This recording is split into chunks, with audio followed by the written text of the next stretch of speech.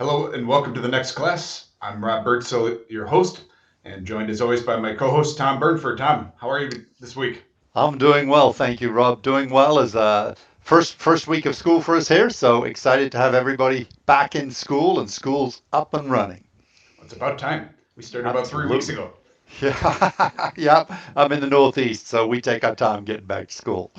Yes, no, it's been fun working with schools all across the country as they are headed back. And this week we're excited to have a colleague of mine from I met at the Aspen Institute. Brent Madden and I were fellows at the Aspen Institute, their Pahara Fellowship, a number of years ago, and very excited that he and I are going to a reunion later this month with about 12 of our colleagues, and it's going to be super fun. So, Brent, welcome to the next class. Oh, it's so good to be here. Thanks, Rob. Good to see you. And Tom, so good to be with you as well. So, for our listeners, Brent, most importantly, began his career as a teacher. He was a high school science teacher. He later went on after graduate school from Harvard. He got his master's and his PhD, was a co-founder and provost of the Relay Graduate School, and currently is the executive director of the Next Education Workforce at Arizona State University. So before we get into everything here, let's just a brief moment on Relay. I remember you were starting and running Relay when I met you and was really fascinated with it. And so just tell us a little bit about Relay and your work there, Brent, for our listeners.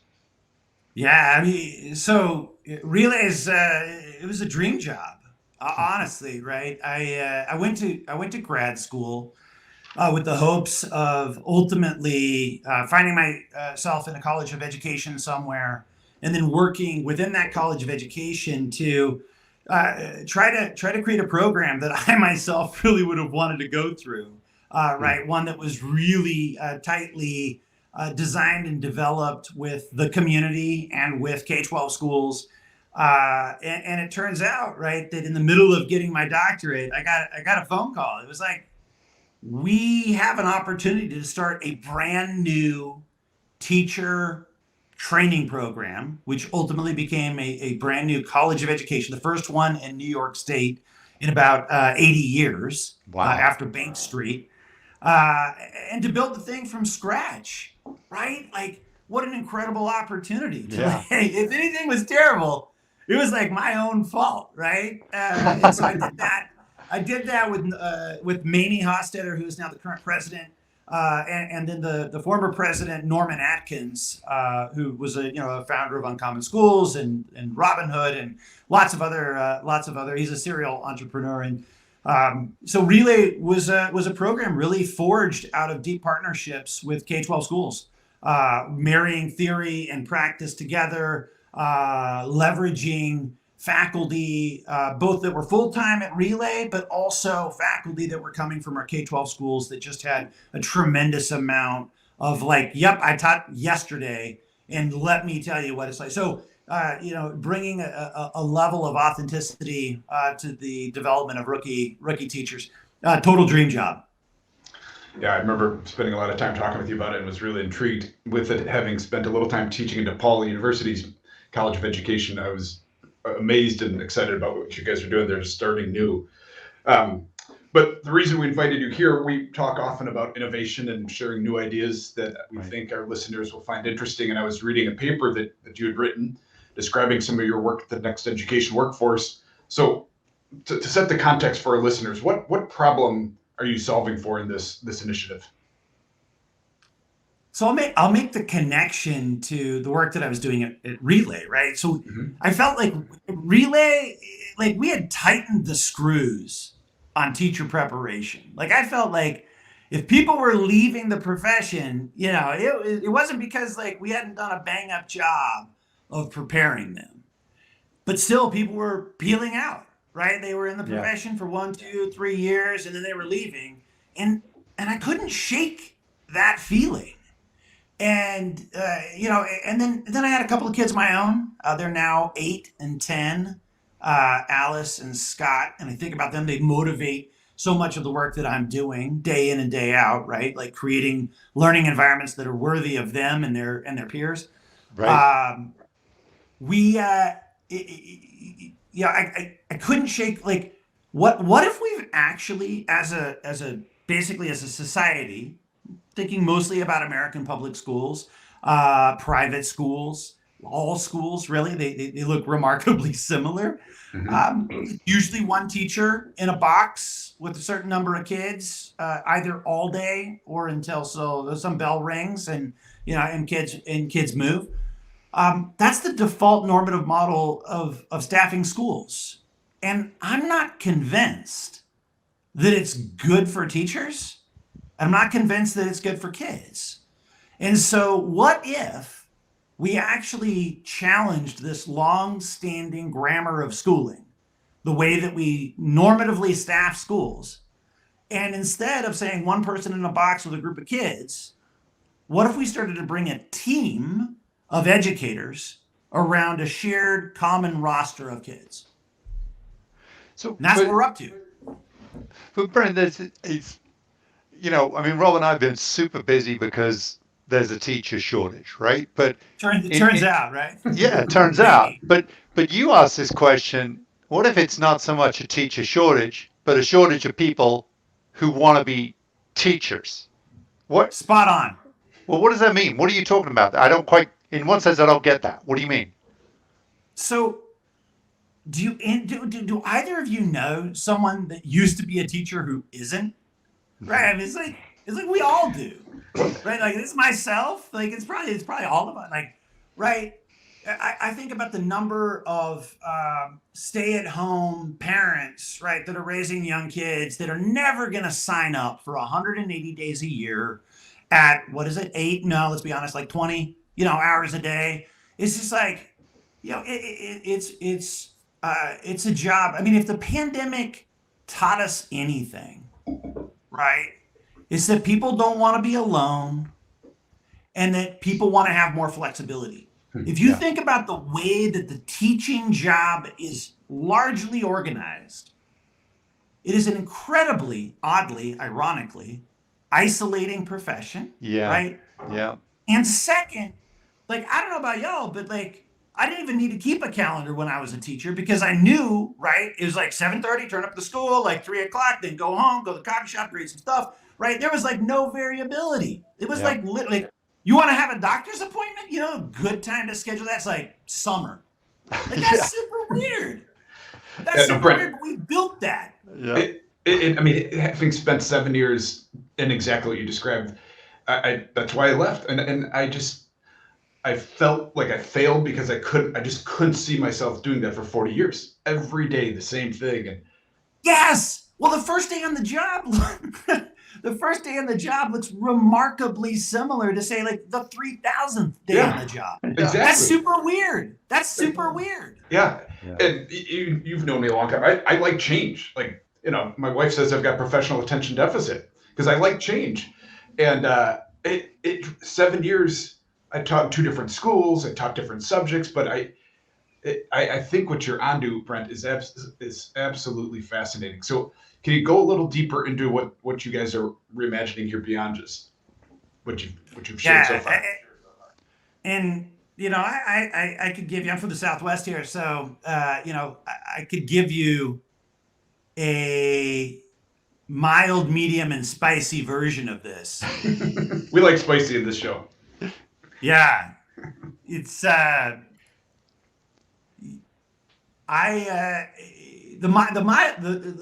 let's start mild, Okay. just to wrap our heads around this, and I promise you that we're gonna bring some heat.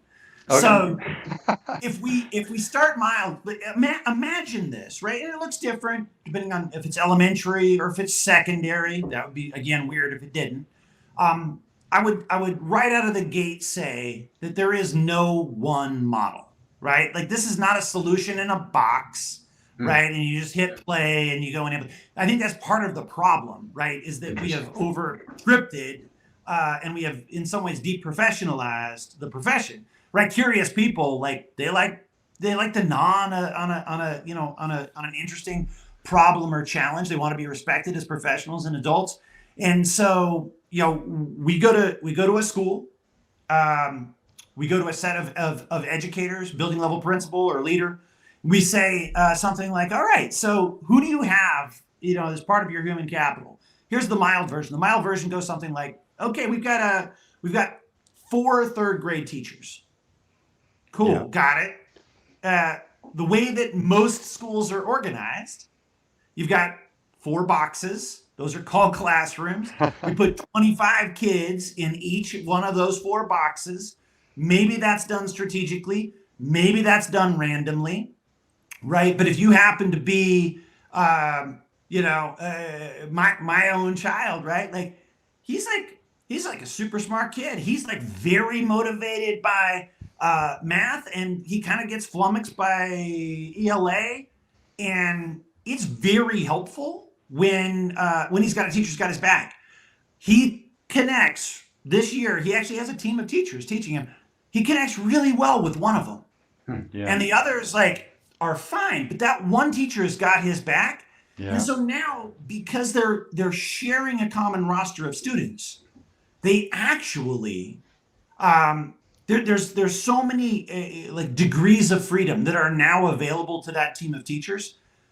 There are things that don't change, right? Like lunch always happens at the same time, and an elective always happens at the same time. But really, now in these 4 teachers sharing 100 students, right? Like you might have someone that's great at delivering mathematics instruction that can, deliver for the whole class or a couple of classes at once, and then let everyone go and start to learn math in smaller groups. You're maybe leveraging technology during that time, right? And you allow educators to lean into their individual particular strengths. We start to dial up the heat on this, and we start to see things like, oh, well, who's in our community that could also be coming in as part of this educator team wrapping around this group of students? Maybe it's parents, maybe it's business and industry, maybe it's faith-based leaders, right? Like you can start to then bring the right set of adults around this group of kids. You think about tutoring, you think about student interests. If we're really leaning into teaching and learning that's worthy of our kids' time, and that it's self-directed on the part of the students, what you actually realize that you need a team of people with distributed passion, interest, and expertise wrapping around that group of kids. In a high school, right, it does look different. You might still have some very content-specific time, but in almost all of the high schools in which we're lucky enough to work, they are carved out big blocks of time for interdisciplinary project-based learning. Wow. Where the team of educators now, there's not you're going to give homework tonight? Okay, I won't give homework tonight. It's not that kind of collaboration. It's let's design an interdisciplinary task that's, again, worthy of our students' time. So again, it looks different, but the key innovations here, right, are when you start to move out of the one teacher, one classroom model, it opens up all sorts of new possibilities about the way that we bring people, technology, what we call community educators into the mix. And then you empower those teams to have some more autonomy over their schedule, the way that they group kids. And when they have that level of empowered, collegial, what we call collective autonomy, you start to see them dream and create and organize in ways that right now, I feel like teachers feel flummoxed and boxed out. Yeah. And you see a new passion and excitement in them to come to work every single day because they're not going it alone, because the first day doesn't look like the 3,000th day. If you're a rookie teacher, imagine what it would be like to come into a classroom where you've got a team of colleagues with whom you're actually collaborating. Yeah, Not yeah. a PLC one day a week or margaritas on a Tuesday. That's not the kind of teams we're talking about. We're talking about we actually as a team of educators are either sharing the teaching load or specializing in aspects of it in such a way that we're literally addressing the needs of every learner, both academically and social emotionally. Yeah. Brent, it's this idea of teams of teachers. I think it's been around for a while, but I'm hearing stuff that you're talking about, which is pretty significantly different. Yet I can also imagine there's there's some resistance to this. There you go. Yeah. Yeah, this is like Yeah. I don't know if your viewers or listeners, people in podcast land, if you don't see the video, Yeah. this is it's a book. It's called Team Teaching in Action by Blair and Woodward. It's like 1964. So yeah, Tom. I mean, you're like But you're dead right. It's been around for a long time. yeah. Yeah. So So yeah. why did it disappear, and why would it be different this time? What? Yeah. I mean, what sort of resistance are you getting to this model? Because I mean, it sounds great, but I also know that new ways of doing things, in some sense, particularly if they're good, can bring up resistance. So Yeah. turns out I'm holding up now a second book, Podcast Land.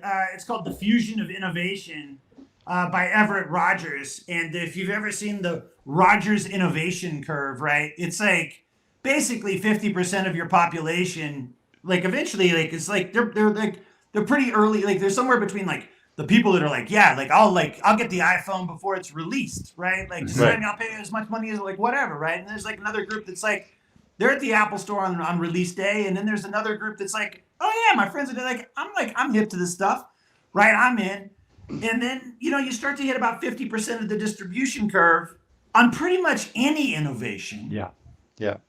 And you start to have to use a different set of tactics. You start to move out of sort of the excitement of like this new thing, to like, what are the data? What does it say? Right? Truth be told, like we're still early in this work. We've been at it for like 5 years. We're working across 10 school systems. We got about 50 schools that are building these team-based models. The work That's in Arizona. significant. Yeah, it's like enough to like run some interesting tests and Yeah. a little bit of like, okay, like what are educators thinking, feeling, believing, experiencing? What are kids thinking, feeling, experiencing, reporting? We're encouraged by what we're seeing. There's very little that gets in the way of doing this, other than 200 years of like doing it like the other way. Is that all? That's it, Yeah. right? Like, Yeah. It's cool, like Um, but yeah, I mean, in all seriousness, I mean, a lot of it is the default normative structures or systems, right? Like you think about like everything from teacher eval, which is like, it's not like, how are you doing with this group of people, to like address all the needs of your kids together collaboratively. And like, it's like, no, it's like, how is your direct instruction? Like, how's your, like, nah, it's like all of our instrumentation is built around a one teacher, one classroom model. You want to like know like the like top answer on the board? Like, why is this like not going to work?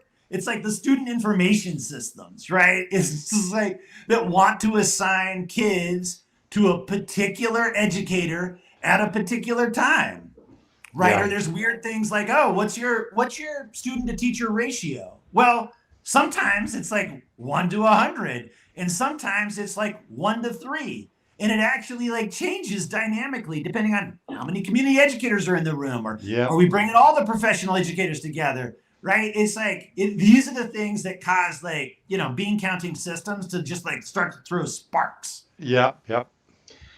We're going to take a quick pause here to get a word from our sponsor. Catholic Virtual is the trusted online education partner of Catholic schools worldwide. We develop customized online learning solutions to meet the needs of our partner schools and their students. Visit our website at www.catholicvirtual.com to learn more. Now back to the episode. So, Brent, the 1964 team teaching comes out. It's how many decades later. There is some team teaching. Like if you look at Reggio Emilia schools in early childhood, they have co-lead teachers with an assistant. They actually say the third teacher is nature. But you're going deeper than I think what most people think of like team teaching. It's not 2 teachers. Can you go a little deeper into what if someone's listening, try to help them imagine what this looks like in one of the schools you're working with. Yeah. So, and maybe if there are such things as like show notes or something here, we can drop in some actual pictures of some of these school models, right? Like sometimes like pictures worth like 1,000 yapping words here, right. Some of this is like there's a challenge in it because what I'm actually presenting to you is not a snapshot, but like a scrapbook, right? That like, if you had like a sort of a stop motion animation or the gels of like, some animated film or something, you would actually see different configurations and constellations of kids and educators at different moments in time. So like, let me take you through, I like to ground this in really specific examples, right? So a third grade team at Stevenson Elementary in Mesa Public Schools in Mesa, Arizona. And so they might start the day as a whole group. There's like 85 kids serviced by, 4 professional educators. The fourth of those professional educators might be actually a student teacher who is like in their senior year, or maybe it's their first year of teaching. Mm-hmm. And they're all in one room. They're having like a family meeting. They're talking about, like what's going on in the world. They're talking about how we're working together. The kids are owning some of that agenda, right? And then like 10 minutes later, then they might split into 2 different rooms where there's like one sort of mini lesson happening in mathematics. In another room, it might be a mini lesson happening in ELA. You've got about 40 kids moved to each of those rooms. And you've got the very best of those 4 teachers delivering each respective lesson. And then like 10, 15 minutes later, all of a sudden, those kids and teachers, like now they're like distributed across what used to be 4 classrooms, right? And like they're getting really specific targeted intervention, help and support in small groups. Some of them are student led, some of them are para-educator led, some of them are professional teacher led, some of them are family led because we've upskilled some parents who are serving as community educators in these models. And the parents were there listening to the mini lesson too. So they got it, right? It's not like come in and like teach Johnny to read. Like, no, it's like they actually are getting some of the training. They don't need a master's degree in teaching and learning. It's fine, right? Like they know how to read and they heard the mini lesson and they got a little bit of training, right? And so now you're actually playing with a totally different set of educators.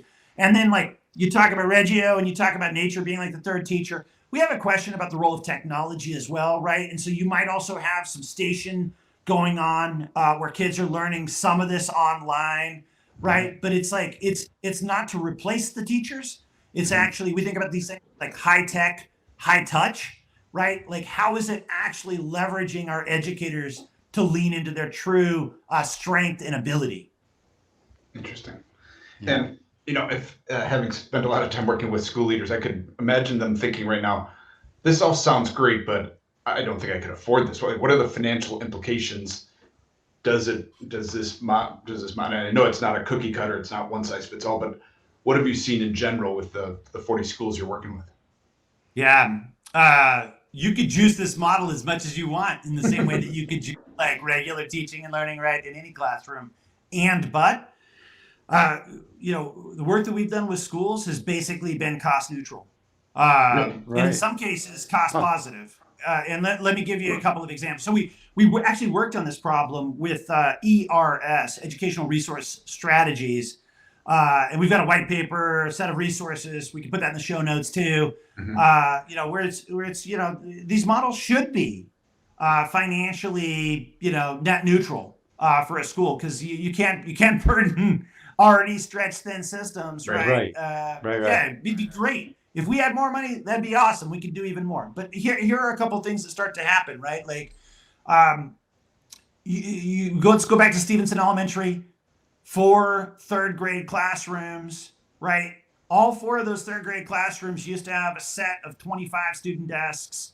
They used to have 4 classroom libraries. They used to have 4, whatever Elmo projection system, 4 smart boards, right? Like everyone, and we outfitted these cookie cutter rooms, right, in exactly the same way. Well, it's actually possible that if you're thinking about a team-based approach, you can lean into flexible furniture. You can lean into like having 1 classroom library instead of 4, right? You start to enjoy some of those savings. Some of our schools, you ask them, the teacher goes out, right? Like they have a doctor's appointment. They want to present at a professional conference. They're sick for a day, God forbid, right?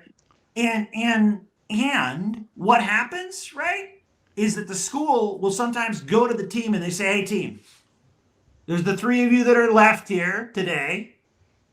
Do you want to sub? The team almost always is like, yes, if it's this person, because we know that they plot in with the like reading groups, or they're like, no, we'll take a hard pass on that. And so like those monies, right, then go back into some coffer because we don't actually need the sub line. Interesting. Clearly, if someone's out for 10 days, right? Yeah. Or, right? Like you see, that makes all sense. These assistant principals, right? You got assistant principals. We're not trying to get rid of assistant principal jobs, but maybe we are talking about shifting them a little bit. Like we think about like student discipline. Right now, you've got 4 people. There's often what's called the lead teacher in these models as well. So that creates a little more vertical trajectory, a little more money. Like this is retention play for some of your best, most experienced teachers, right? Like we want to keep these people around, give them more ability to influence the learning of more kids. We're starting to see, referral rates go down. Like fewer kids getting sent out to some assistant principal because, hey, it's like, oh yeah, Scott, it's my kid. Like, just go and sit with Mr. Montano for 5 minutes. And it's like, okay, cool. We know that Montano's got a relationship. Like, that's good, right? And so, like, the teams start to handle some of this internally. I mean, there's, like, all sorts of things. And you start to crack it open, and all of a sudden, right, like, the coolest thing is that when school leaders and when professional educators start thinking differently, you just watch them go. And like they start to invent new ways of bringing adults around kids. And sometimes it's not even in the school building, right? I think Krista Ray is like very good example of challenging even like some of those normative structures, right? Like, send your kids outside of the school building. Like it's like, you get people going on this and look out. Yeah, I mean, I could imagine, Brent, because I wanted to ask you about, outcomes, but I can imagine teachers wanting to come to work when they're working as a member of a team of adults with students versus a more historical way of going into a box and spending all day with 25 kids. I could see that, as a real positive. But are there other positive outcomes that you've seen, or other outcomes that you've learned? Yeah, and I mean, in some ways, right, Tom, this goes back to your question about like what's hard about these models. Like, I don't want to pretend that like you can snap your fingers and throw like 4 professional educators onto a team and like everything's cool, right? Like, especially because like, this is like you're like wedding planning here, right? Like you got to figure out like who's sitting with who, and like you're going to be together for a whole year, and ideally, right, like the educators get like a little bit of say and who's joining their team, right? You're empowering them in some hiring decisions because like, I've got to be with these people like for the whole year, right? Like this is my crew. And so, that's not for everyone. I don't want to pretend that it isn't, right? And so some of the systems that we're working with, Mesa Public Schools, they've got 80 schools in their district. They've made the superintendent, Andy Forless, made this bold proclamation. She said, in the next 2-3 years, 50% of our schools, 40 of our 80 schools will be implementing these team-based staffing models. Yeah. They're at about 30 this year, right? Wow. Like they'll get to their goal next year. I'm very confident. And so we started surveying the teachers, in the models and not in the team-based models and not in the team-based models. Statistically significant results in terms of these again, this is all correlation. Don't read any causation into this. Careful, right? Like responsible statistics here. And more satisfied, reporting higher levels of collaboration, less isolation. They're saying that during the pandemic, when they had to go out for 10 days of quarantine, that they had greater faith that their kids continued to learn in their absence. And that's not going away. The one that oh my gosh, the last one was the one that I was waiting on, right? I was like, oh my gosh, I'm so nervous about this. because one of the top questions we get is, you start to bring more kids and more adults together, like, might kids fall through the cracks? Like, might you actually like harm the relationship? Like, we have this sort of like idealized version of like teacher student relationship, and it's like, the most beautiful thing ever, which is true for some of the kids, right? Like, any of us that were ever teachers, like, there's some kids that we just didn't click with, right? Hopefully our colleague actually is clicking with that kid, right? But what we found in the data, this is teachers reporting, we're waiting on the students' like side of the story, but the teachers are saying that they feel like in team-based models, that they have better student-teacher relationships than the teachers working in one teacher, one classroom models. Interesting. Wow. And I think the reason, having observed in a lot of these places, right, I think that the reason is like, you literally have teachers, professionals, talking to each other about like how, like, what makes these kids click? How are we going to get this student to learn, right? It's not me sitting at Starbucks at like 9 p.m. on a Friday, crushing through my data and planning like my next move. I didn't do that on Friday ever, right? No, it's all Thursday nights. Right? Instead, this is like educators sitting together around a table, like looking at student data, which then brings me to like, if I had to whisper any advice to school leaders out there about how to make this happen, or like what's the death nail to this thing not actually working well, there's two things. One, you gotta have building level or systems level like cover, right? And some nudging, right? Because again, like the normative default way that we staff schools real strong. It's easy to snap back, and you need someone to be like, wait, no, you got permission, keep going, you're gonna get there, right? That's one. You gotta have top-down cover, not a top-down initiative, but top-down cover. And you've got to make sure you got time to plan with your colleagues. Actually have teachers come together. And that's where we see schools doing really cool things, like bringing in community educators for a period of day or for an intersession, right? Where like, it'll be like a week of kids getting to learn about all kinds of cool stuff that the community knows a ton about. Meanwhile, off stage, right, you've got your set of third grade teachers planning like crazy for the next like 9 weeks. And they've got sheltered time to work together and pour over student data.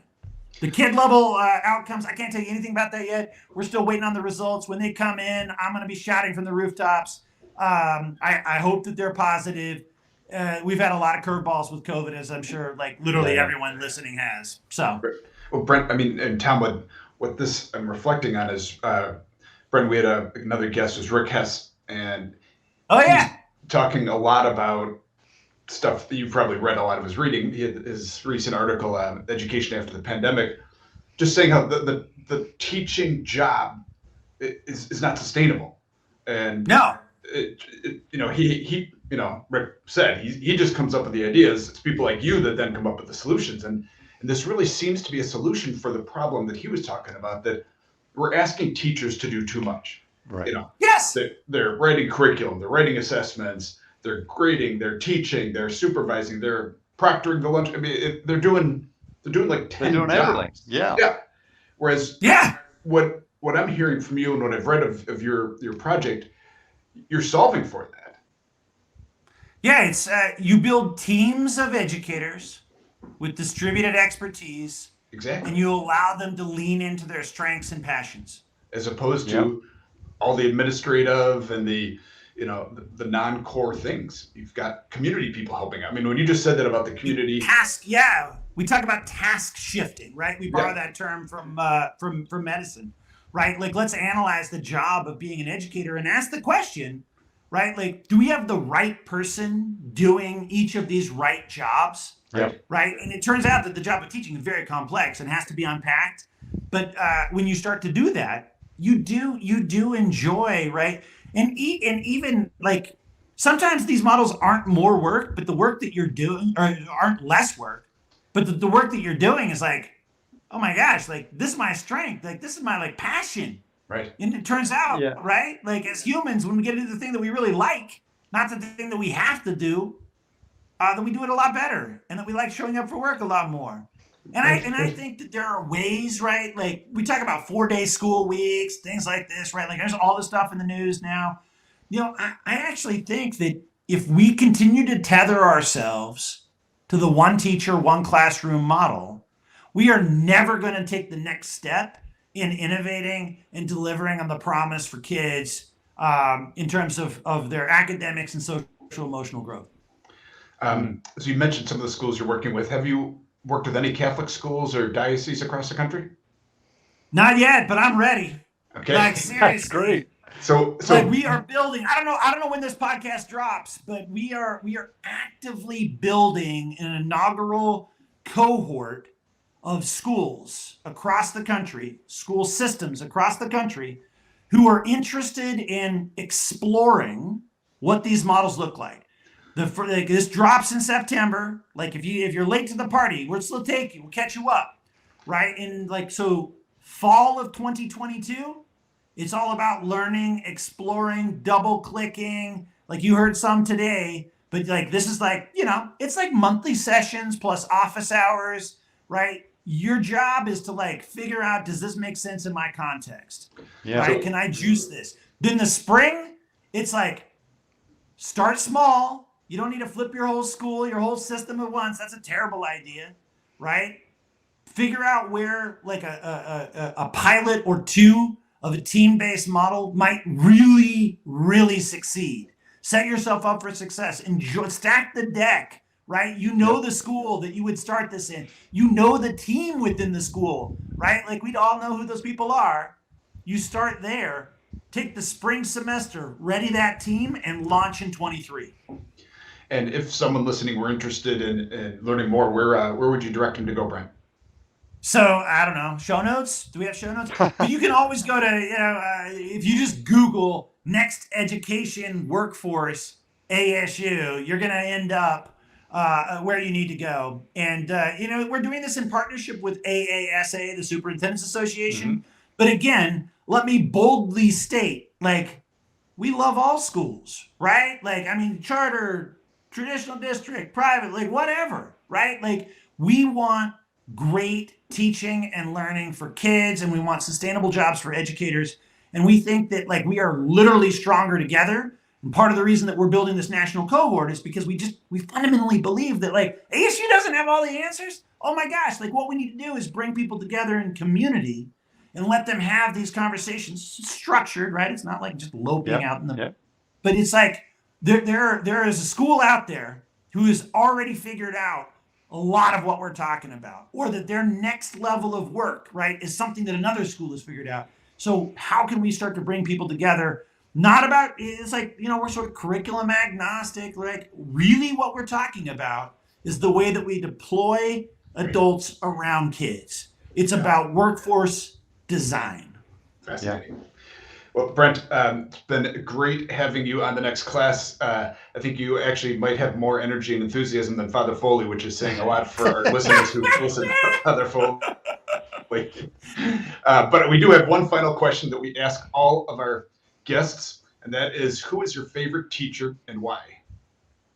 Yeah, this is a pretty easy one for me. And rest in peace. His name was Stephen Sexton, and he was a founder of Lighthouse Community Charter Schools in the Bay Area. He was also I entered the profession through Teach for America back in the previous century, and he was my teacher trainer. And it's one of these things when we talk about a one teacher, one classroom model, and you're just sort of lucky enough to get like teacher A. I was lucky enough to get Stephen Sexton. This is a guy that had studied with Ted Sizer, right? Like that he is like, I mean, he created a school that was founded with students at the center. Every single student had an IEP, an individualized education plan, because like every kid deserved that level of bespoke care and attention. Universal learner, what's good for one is often good for all. Stephen Sexton, without a doubt, has like put my work and life on a different trajectory. Wow. And I am thankful to him every single day. Wow. That's a great one. Well, listeners, thank you for joining us today on The Next Class. If you enjoyed today's podcast, please share it with your friends and family. Give us a like on Apple iTunes or whatever you are listening to, or if you're on YouTube. And Brent, thank you again for joining us. It was a great conversation. Thank you, Brent. Really, really fun and interesting and truly innovative. So, listeners, please join us on The Next Class in a couple weeks.